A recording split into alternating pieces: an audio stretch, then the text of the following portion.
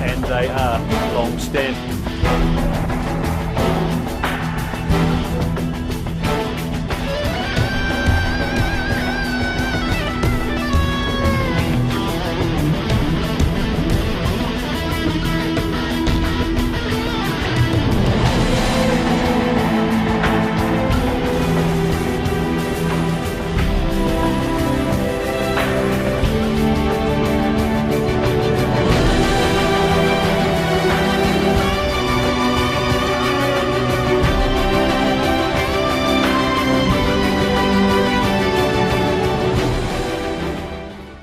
Hey guys, welcome to ESL TV for a one-off special. Here we have the Arctic Combat World Championship EU qualifiers. My name is Joe Miller. Joining me is Jason Kaplan. Yeah, we nailed it on the first try today. And yeah, we're going to be bringing you a bit of a special today, a 2-hour kind of special show, telling you a little bit more about Arctic Combat and what it is, what the game is, and also, I guess, to kick things off to kind of dive in at the deep end, we're going to be bringing you the EU qualifier final for the World Championship. €1,500 on the line. Winner wins €1,000. Second place wins 500. And maybe more importantly, the winner of it will actually go to Korea to play in the Arctic Combat World Championships. Yeah. Very cool. And Joe and I've actually had a little bit of experience playing the game. And I have to ask Joe, what was your opinions on it? I thought it was actually pretty fun. It was really fast-paced. At least we were playing team deathmatch quite a bit. It was really fast-paced. You got in, got some kills or some kill streaks. And then when you died, there's a long respawn timer, like in some other games. So you'd kind of get right back into the action. It was really, really fun. I'm just going to tell the admin here. Tell them to start. So yeah, a little bit of a rundown of the game. If you've got absolutely no idea of what Arctic Combat is, maybe that little video there did in fact give you some kind of hint. You saw some gameplay footage in there as well. It's a first-person shooter. For me, has a real Call of Duty feel to it. When I first played it, my mind instantly locked onto Call of Duty 4. Well, it's the aim down sights is what really gets you into it, right? Yeah, and there are the perks in the game, which we'll kind of touch on a little bit more as we go in. It's going to be a best of 3. Right now, actually, we're in the beta of Arctic Combat, so what you see is not finished by any means of the imagination. Been in development since 2007. Wow. Actually, Arctic Combat. It's a long time, and obviously getting there to the stages now where we can actually play it finally, and people seem to be enjoying it. So I think we can bring up the brackets here actually for the two teams or for the qualifiers here for Europe. If I switch over onto your PC. I don't know how do I clear that? What's the button? F11. Yeah. There you go. All right. So here are the brackets then. It's a big bracket, actually, 128 team bracket. I'm not going to scroll all the way down. Some teams, there's not really a need to scroll all the way down. Double elimination bracket it was actually as well. So lots and lots of action actually being had already in this cup. And it brings us to today's final, which is Venezuela against Easy. Now, this Venezuelan lineup you'll probably recognize if you just click on a team name. That you'll probably recognize them. Invited me to join a game. No thanks. Don't need to join a game. Yeah. So you'll probably recognize some of those names in there if you're familiar with Call of Duty. Blackmane, Cesium, Mark Ono, Tokshi, and Zenith. Actually, their lineup for today will be Blackmane, Cesium, Mark, Ono, and Zenith, as far as I'm aware. They've got some awesome names in-game, like Punisher 1337 is Mark's in-game nickname. The best names ever. Which is always cool. So yeah, we're going to give you a bit of a rundown about Arctic Combat itself and, try and break it down a little bit more for you. It's an FPS at the end of the day, which is, for me, obviously where I started playing games, where I played a lot of I think that's where we all started almost. Yeah, I think so too. I mean, there are some people who started with RTS from, StarCraft kind of backgrounds, but I think most people actually who've been around long enough started with FPS games. Well, we do have to, point out one thing though, for Easy as well. I mean, both of these teams actually went through the entire bracket 2-0 every match, so maybe for the first time for these teams, we'll actually see a 3-game series, and that actually might be very interesting to see. Very, very exciting. And Joe, so we want to go into talking about Arctic Combat? Or sorry, Arctic Warfare? I call it Arctic Combat. It is called Arctic Combat. It's a little bit of both. Let's call it Arctic Combat then, yeah. You want to go and talk about it a little bit, or? Yeah, so, it's in my opinion, a kind of very traditional title in itself in terms of, what game modes you've got in there. Obviously, Search and Destroy is what we'll be playing here today. You know it from Call of Duty. You know it probably even before that from Counter-Strike. Yep. The whole plant the bomb, defuse the bomb kind of thing. No money system like in Counter-Strike, although there is technically a bigger money system because you have it's more focused on, I'd say, towards an MMO actually, because you've got the whole leveling system in there. You've got the in-game currency which you earn through playing and from winning, as we experienced winning only. Did we even lose any one game? I don't think we lost any games. Yeah, too good. We're apparently pretty good at Arctic Combat. We found out. But as you earn more points in game, then that allows you to actually buy more weapons. Actually, we can move over here onto my screen. They're trying to. I'm just going to join the game and tell them that they don't actually need.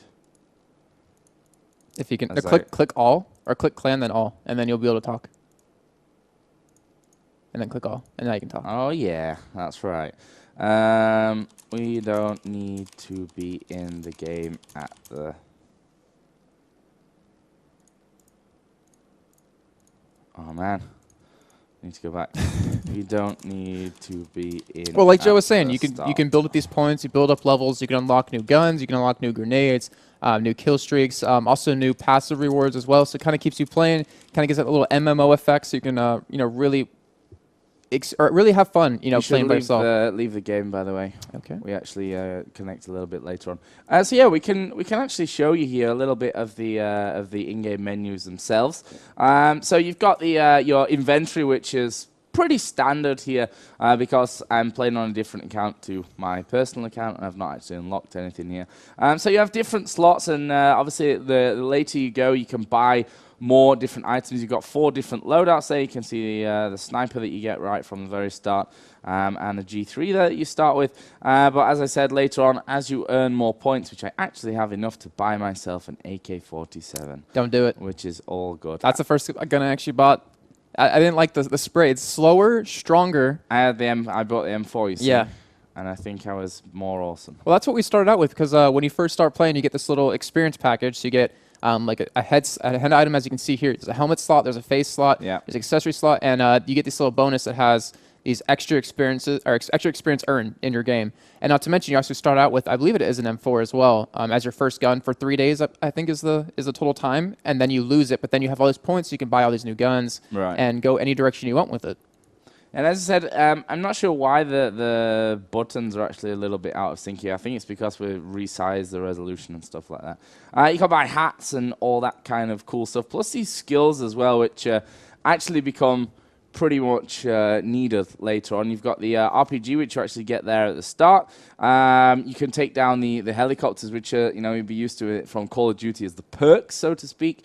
You can, through racking up kill streaks, you then get to use UAV, so you can see people on the enemy team where they are on the map. Helicopter airstrikes, things like that. And yeah, then you get all these different ones. So here's -2 seconds on planting and defusing. Overcome crisis. You regenerate your HP when it's under 50%, and your detect bomb actually shows you then on the minimap where the bomb is when it's planted. And we so do have to point out run around. that in this tournament, actually all weapons, all skills, all gear, everything is allowed. So you can have all these passive perks. And I'm actually curious, are there going to be more later in the beta, or beta as I call it? Do you think going to be implemented into the game? I there's a lot of room so. for it. Yeah, there's a lot of room. Obviously, we have quite a few different weapons. If we click the weapons, obviously you've got the rifles here, the submachine guns. Further down, then you've got the different sniper rifles, the good old Desert Eagle, which every good soldier needs in his arsenal. Then you've got obviously the HE grenade, flashbang, and a smoke grenade as well, which you can lock into here onto your grenade slots a little bit later on once you pick another one up into that. So I think we're about ready to get things underway. They've not started just yet. You can see they're still actually waiting in the lobby. So I'll quickly just we can go over a little bit of like a server menu. Actually, if you're in different channels, there's 4 different ones. To start with, you can go into pretty much any channel you want to. So if you have friends, you can go to like the smaller channels just so it's easier to find each other, or not to mention add each other on the friends list. You have a server list, so you can actually organize by, what game mode, team TDM, even bot TDM if you want to like learn how to play the game, learn the maps a little bit. Search and destroy, so you can sort by all that. You can sort by players, you can sort all this. You can join the game now, by the way. I can join the game. So we're actually joining on special spectator accounts here, so we can see all the action. So first map's going to be New York. As you probably already guessed there from the splash screen, and the name kind of gives it away.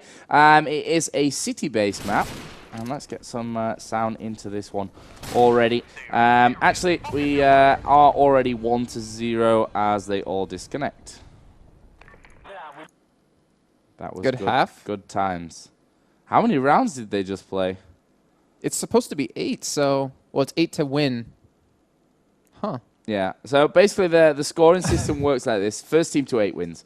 And it's not quite as similar to Call of Duty, to Counter-Strike, as you're used to it in a team format, because what happens is you don't play the first 15 rounds on the attacking side and then on the defending side afterwards. What actually happens from that point on is you have 3 rounds on each team, as I can't quite click there. And then we get stuck into the spoils section. I you know where to click. Didn't actually get anything. Sad times. Yeah. I'm going to actually ask if they did play the entire thing out. No, they can't have. I'd be disappointed if they did, because... okay, we have to leave again, and then they start. All right. Okay. That's good. Apparently one of their players actually was AFK when they started the game. Always a good start, guys. But as you're saying, this is a little different than Counter-Strike Call of Duty. Yeah, you don't start you don't have the 15 rounds or the 12 rounds as it was in Call of Duty 4. You actually, I think it was 12 anyway. It's been a while since I cast a Call of Duty, that's for sure. But in Arctic Combat, you actually play 3 rounds and then you switch. And the game, obviously, you don't have to do anything funky. The game automatically switches you around. So you play 3 rounds of attack, 3 rounds defense, 3 rounds attack, 3 rounds defense until one team reaches 8 points. And actually, one thing I'm curious about, because when we play Team DDM, since we do that most of the time, when you kill someone, for instance, if they have like a UAV unlocked, they can actually drop that if they don't use it, and you can pick it up and use it for your own team. I don't know if it's like that in Search and Destroy in terms of health packs. But I know in Team TDM it is like that. So here's a bit of an overview of the map. Obviously, you've got the standard A and B bomb sites, and as we get in here off the countdown, we'll hop into one of the players. So actually, we are going to be having Easy on the attack here, first of all. Sorry, on the defense, first of all. Let's see what they're able to pull off here as we are on board with Joof. I'll give you a rundown of the teams here in just a second, as Joof actually is going to take down Der Punisher 1337, which is actually Mark. I'm going to give him some abuse later about his choice of name there in-game. It's an awesome name. Really, 1337. That's been done to death by now. But actually, they're down to just 3 men are Venezuela at this point. And that does not look very good. Apparently, the pings... Oh, yeah. Pings are a bit off, so to speak. A little bit. Yeah.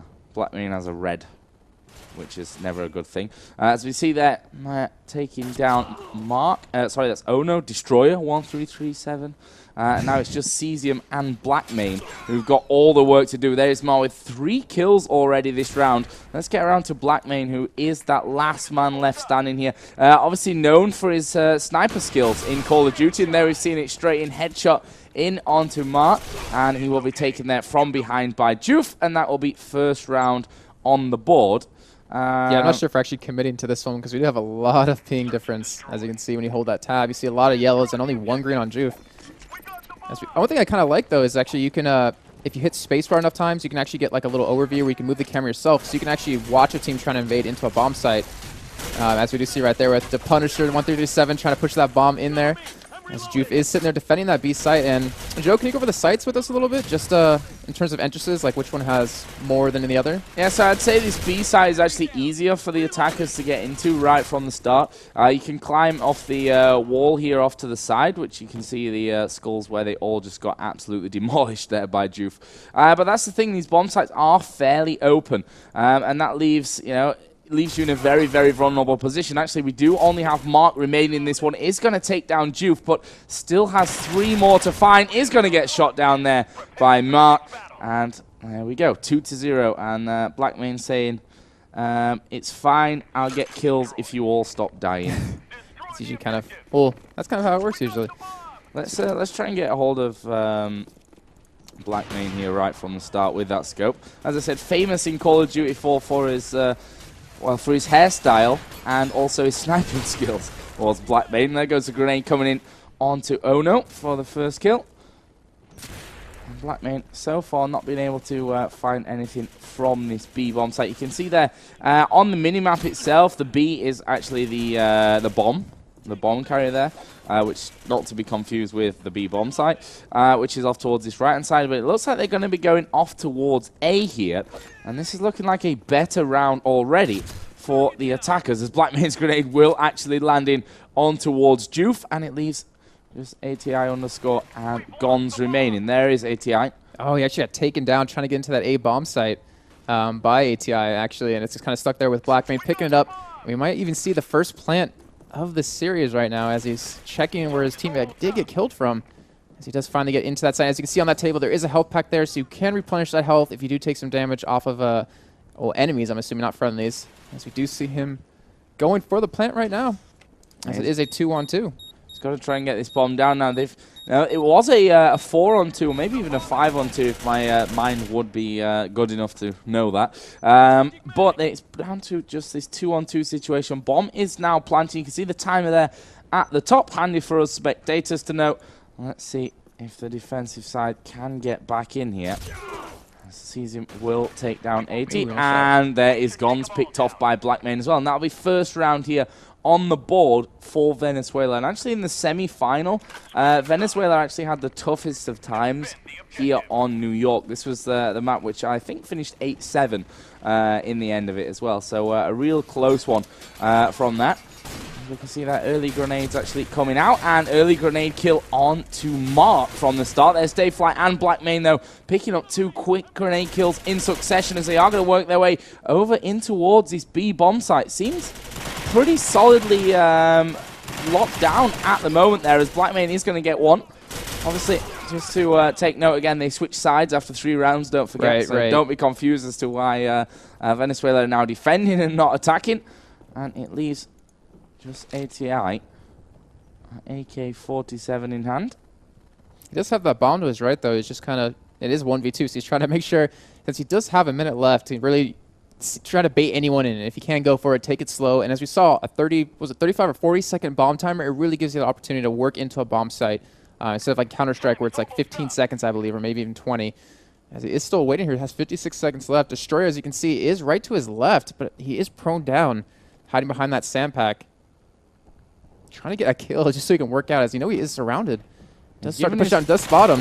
He's giving his position away there with the movement, but obviously that's done enough to actually bring one of those defenders out. That is Ono there behind the box, and there is Cesium as well, and they're trying to lock him down. Nice That's a great shot onto Ono. Can he find this last man though? Cesium is still full HP, and ATI here picking up those health packs. He's going to get himself that bomb in hand. He's still got 20 seconds here to get that bomb down, but probably better off going for the kill. Cesium behind that wall, 15 seconds to go, and he knows that his time is ticking away. His health is actually now in a better position than that of Cesium as he jumps out. Cesium only needs to stay hidden here for 5 more seconds to win the round. ATI is going to go in there, gets the kill in the end, and that will be 3-1. Nicely done, actually, by Easy. Really, really strong round from them, and they will be, well, just 5 rounds away from picking up map number 1. As we said, it is best of 3, but unfortunately we can only have 2 maps, which may not make too much sense to you, but that is because basically the third map, which is Sandstorm, which is actually a really, I'd say, a remake of Dust 2. What gives that away? Let's put it that way. Let's put it that way. Is actually not in the game at this stage, or has been taken out for this most recent iteration of the beta. So we've actually got New York here, Arctic Wind, and then apparently if we go into, if we have to have a third map, then we have to do a coin toss to decide who gets that one. So we're down to a 3-on-2 in this round. Let's see what they're able to put off. That's a great shot from Mare again. And now he has got the RPG, which is obviously going to blow stuff up. Yeah, how do you really defend against that? Yeah, you don't. That's the that's the point. As you see right there. And actually, so he's on a 5-kill streak, and I'm curious to see if it actually does carry over to the next round, because if he gets one more kill, he should get that UAV unlocked as well, which might provide pretty much a guaranteed win on a round, just being able to see where everyone is. I don't want to say guaranteed because, you know, aim is really... at this level in the game, you know, anything could happen in a one-on-one, even if you do know their position. As you do see them kind of just throwing out some grenades, like you see in Call of Duty. Can you kind of go over that since you have more experience than I do? You can kind of pre-nade some spots where people typically go. Right, so the thing is with Call of Duty, the grenades are maybe more practice than anything else. So you'll find positions, line up against a wall, looking at a certain pixel of the sky, and then you'll throw a grenade there, knowing exactly where the defenders are going to be and what have you. Obviously, Arctic Combat's a newer game, and they've probably not had that kind of time yet that they've obviously had years with Call of Duty for to get those nade spots down. So at the moment, we have a 4-on-2. Dayfly, a.k.a. Zenith, and Cesium. 2 men left alive here on the defending side. There is one for Zenith, looking for his second one. Will get picked off. Cesium is still alive, but will be shot from the side there.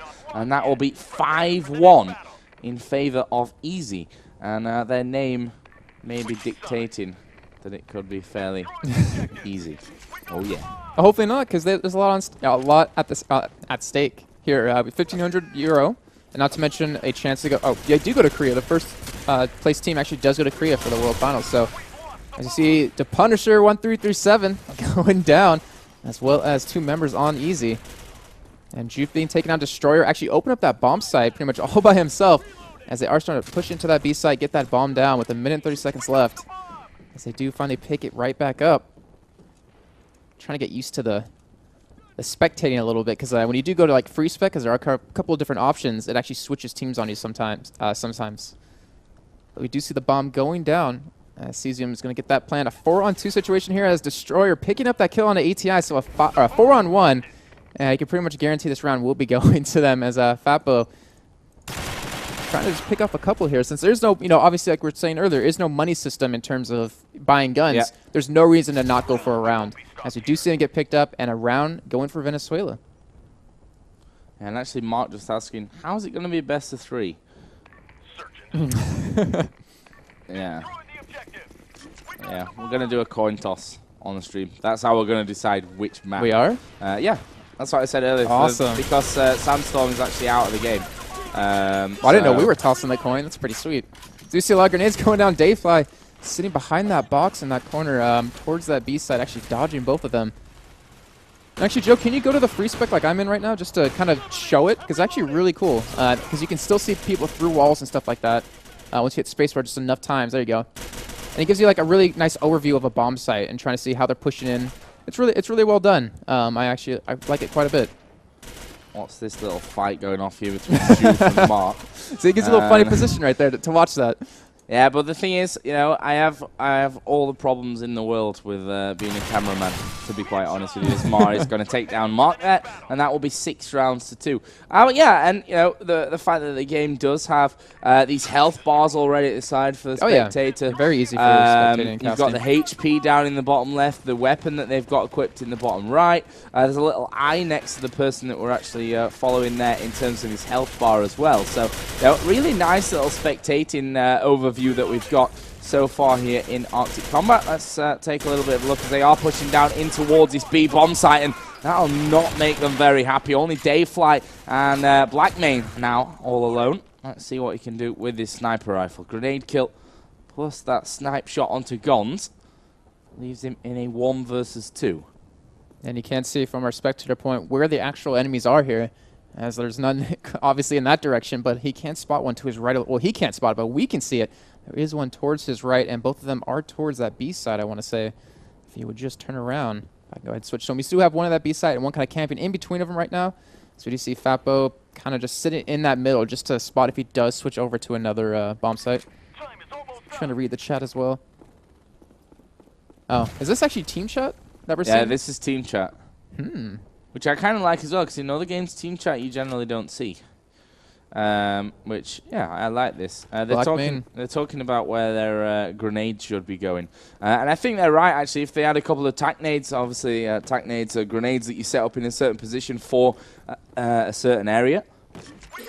And I think they're right in saying that if they had them practiced down, maybe they'd have the chance Black Man with to some weed problems out getting this over box. that. And he's going to go for that plant there. So you see Fatbo does spot him at that site, so we're going to see a rotate out of ATI, who is in the higher, or in the, the higher position right now. Should be able to get a clean shot on top of him as Blackmane doesn't know where he is yet. I'm expecting it to be right here. There it is, ATI from right behind him, actually missing his shots. And actually, Black does spot him, but misses that sniper shot onto him. As a sniper versus 2 automatic rifles, I'm pretty sure is quite hard to do, even for the best of them. Not for Blackmane. So you see him just waiting as a one-on-one right now. And as he does not pick up the kill. Wait. Yeah. No, he did. Sorry. Blackmane did. A little confused, but yeah, he did. So he actually brought him back another round, and as we were saying earlier, Easiest has to win 2 more to actually take this first map. And Cesium there rallying the troops. Come on, lads. I'm not sure why I didn't just say that in whichever voice chat they're using, but still. We are going to be seeing now, obviously, after 9 rounds, another team switch coming out. Destroyer. I think that was all from grenades right now, down to 8 HP as he does start to regen from that passive we were talking about earlier. So he does get back up to 50 health, which I think is the limit of that. Yep, when you're below 50 HP, you get a regen. And we've only seen Zenith go down so far here, as there is Mark once again to pick off Zoof. Zoof? Where did that come from? Because I had Zenith on my lips. And they're staying very, very passive in their defense on this one, except Cesium's actually come around the side here. Doesn't quite manage to pick up the kill. Done a good chunk of damage, though, onto those 2 guys. Let's try and get around back to Cesium, because he is going to pick up the kill there onto Fatbo, and that leaves them in a 4-on-2 now. Great positioning, great shot from Cesium, and that will be Ono to finish off the round. And that is 6-4, and Cesium says once again, come on. Let's have a quick look at the scoreboard, actually. Tell you who's doing well and, well, who isn't, quite frankly. Blackmane currently leading the way, 11 for 6. Actually, Ono down at the bottom Blackmane, of the nice scoreboard. shot. Actually picks off Juve right in the beginning of the round here. It's actually going to give them a little bit of advantage, and they need that because they need to get back in the game. They're down 2 rounds. They don't want to give up this first map because obviously when you do that, you feel a lot of pressure into that second as he does start to rotate over. Wow, that was a strange position for the attackers to be in. They're so out in the open by this B building. Well, after that, they seem to have lost sight of where those attackers actually were. Cesium there taking a bit of fire from his left-hand side. Fatbo actually going to be high in the back. They're not quite finishing it off. You can see the slither of health that Fatbo had. And oh no, watch out. I ran right by someone, I believe that was. Couldn't see it as we did switch, but Mare picked up a kill on the Dayfly right there. So then we're watching Destroyer sort of push around this corner, and actually does spot one, picks up ATI from behind. Great kill for him, as it is a 4-on-3 situation. Now down to a 3-on-2, as we do see a trade for each team there. Yep, God's now here on board. Let's see what he can pull off. Actually headed off towards this A bomb site. He obviously does have that bomb in hand, as you can see there on the map itself. And 34 seconds of the round still to go. That's plenty of time. Cesium is over by that area. He's just waiting. So he does actually let him know where his position is. As we forced to switch spots, as we do see a prone Gons going down, trying to pick up the kill here. Does have that bomb in hand. As he does pick up the kill, should be able to get this plant off as well. As we have down to a 2-on-2, or a 1-on-2 now, as the Punisher picks up the kill, and the Fatbo runs into that site. What? How did I don't know what to say. He actually, I think, crouched. Yeah, I'm not sure how he really managed to survive that one here, but that's going to be the defuse coming around, and that is going to be 6-5. So Venezuela, they were pretty, looking down and out at one point. Yeah. It was 6-1, right? It was like 6-2. Yeah, and they've managed to bring it all the way back here to 6-5. Perfect peak every time. And there actually is a good bit of walling you can do in this game. I'm not 100% sure on what textures you can wall through, but like boxes, I know you can shoot through. I'm not 100% sure on walls, though, like concrete walls. Do you know anything about that, Joe? To be honest, I haven't tested that much in terms of what spots you can actually shoot through and what have you. But there is definitely some of it there in the game. Juve is going to take down Mark, first of all. Here comes Destroyer to take down Fatbo. Oh, nice and with the try. second one onto Mare. And that will leave us with a 3-on-4 situation now. Not an easy one, or easy. As there is Juve close range destroyer.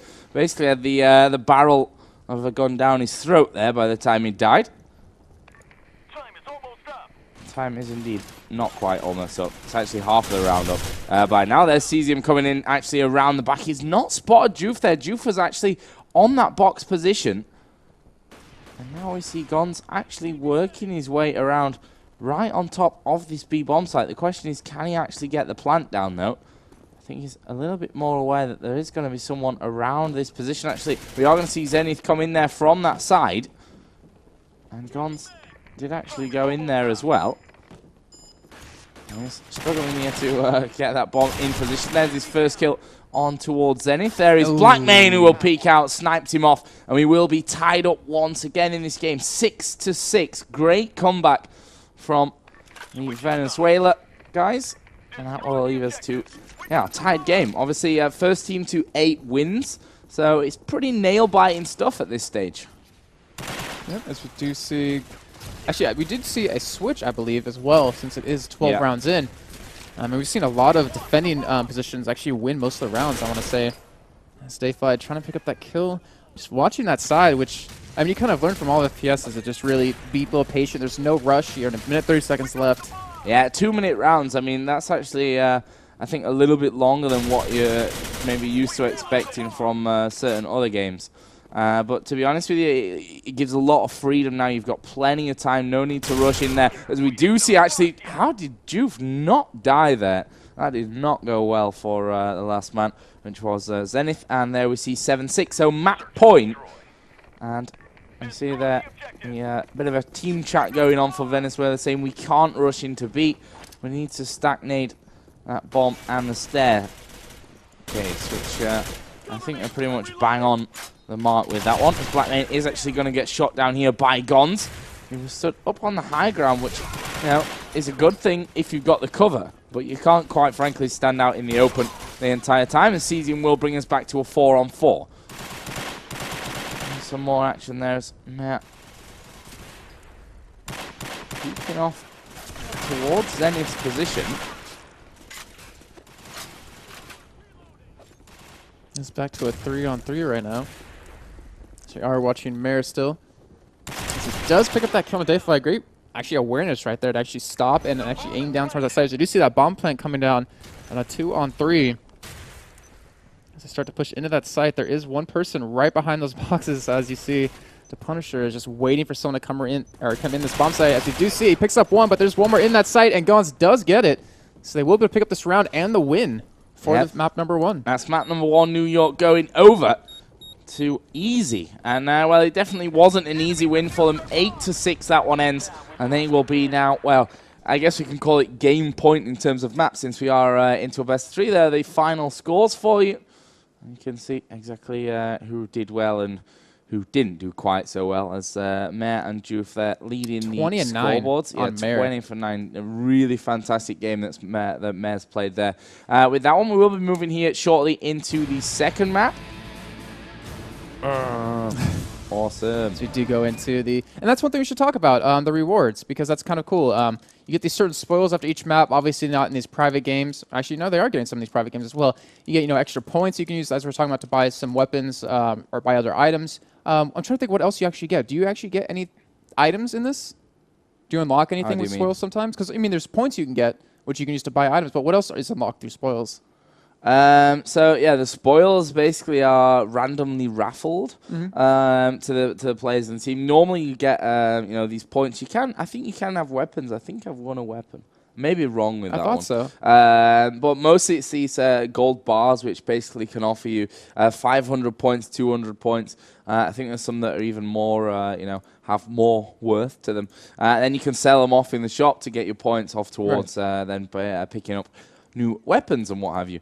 So guys, we're going to be taking a quick commercial break here, but once we come back, we shall be starting off map number 2. It's going to be Arctic Wind, and we shall be here in just a second with that map. Don't go anywhere.